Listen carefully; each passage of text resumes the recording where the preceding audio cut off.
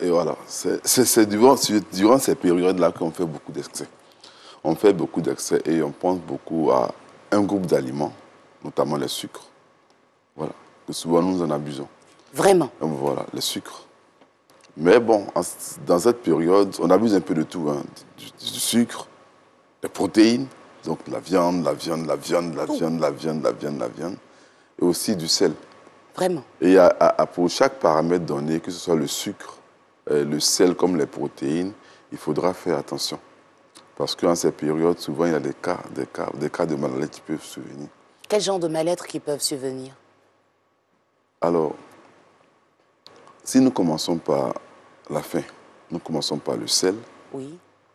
Nous disons que, par exemple, que souvent nous disons « Ah, mémé a gâté notre fête » ou bien « Pépé a gâté notre fête ». C'est-à-dire qu'au cours de la fête, et puis une crise intervient, alors Pépé tombe ou bien tonton tombe, et puis bon, qu'est-ce qui s'est passé?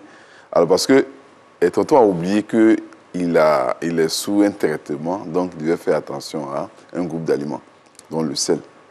Voilà, donc j'ai fait allusion aux personnes qui ont des maladies cardiovasculaires pour qui on demande de réduire le sel. Voilà, donc certains aliments sont naturellement riches en sel. Naturellement riches en sel. Voilà, je veux dire, la carotte est riche en sel. Les boissons que nous avons, ces sodas, sont très riches en sel. Donc lorsque, au cours de la fête, vous accumulez près de 4 à 5 aliments riches en sel, je vais vous citer les aliments les plus riches en sel. Le lait en poudre est très riche en sel. Malgré que ce soit sucré, c'est riche en sel. L'aspect sucré cache le sel. D'accord. Voilà, vous voyez un peu. Je prends un exemple. Vous voyez dans notre eau ordinaire, le taux de sel dedans, autour de 12 à 18. Mais le lait fait près de 378 mg de sel. Vous voyez un peu, voilà.